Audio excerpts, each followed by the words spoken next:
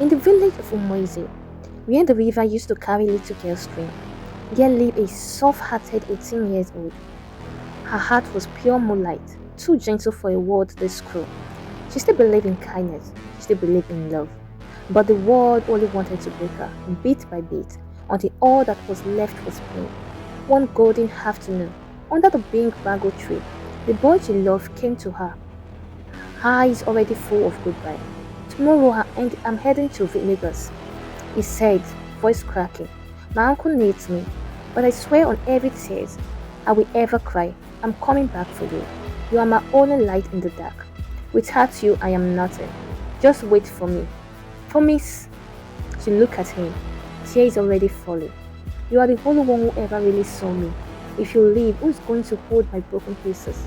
Who is going to tell me I am not worthless? Please don't forget me. They held each other like the world was ending.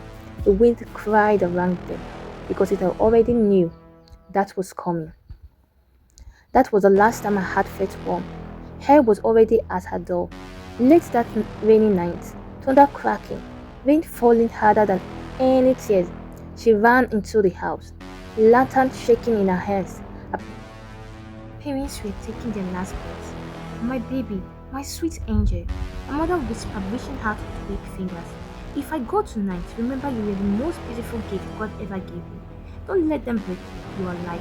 Her father could barely speak. Forgive us for leaving you here alone, my daughter. We love you more than life. They slipped away. The lantern crashed and shattered, just like her soul. She threw herself on their chests and screamed into the empty night. Mama, Papa, no, don't leave me. I'm only 18. I have nobody left.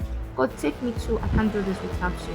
One night, two graves and the whole village already picking up stones to bury her with their words. The next day in the square, the crowd turned into wolves. The chief pointed straight at her. This girl killed her own parents, stone her, chase her out before she brings death to everyone. She stood there alone in the dusk, tears pouring. I loved them with everything I had. They were my whole world. Why are you killing me? Why am I still breathing? I'm just a child crying for a mother. Please have mercy. The stone came flying. One caught her face. Lord meets with tears.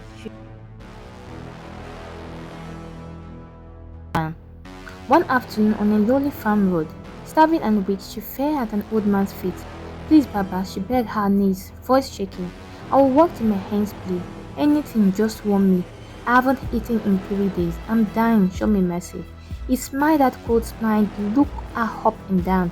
Work isn't free yet, child. If you want food, if you want to live another day, you sleep with me first. That's the price.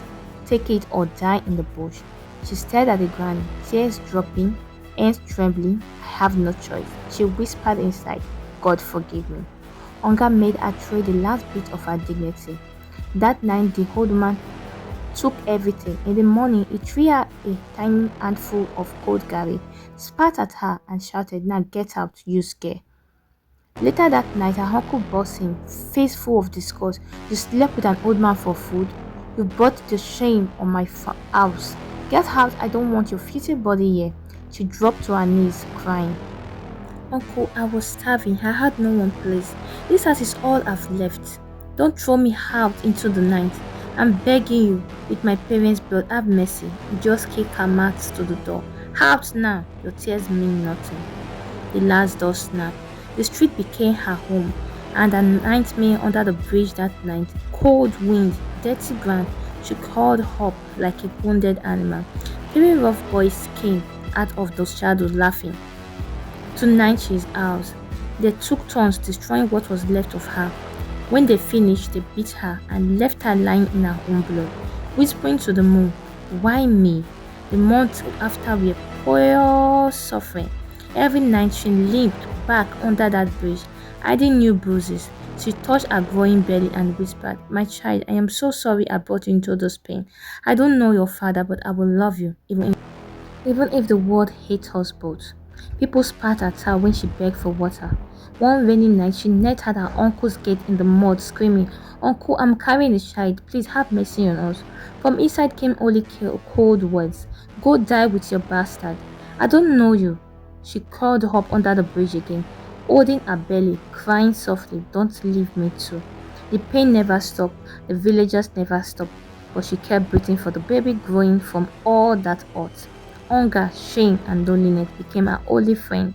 She talked to her belly every night like it was the only one listening, until her body finally gave her.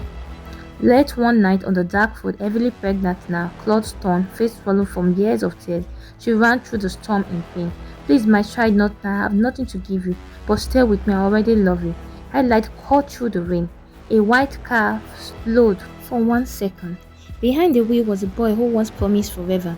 His face twisted in fear. He had heard all the village lies that she was a winch, and has heard his mother warning in his head. His heart wanted to help, but fear won.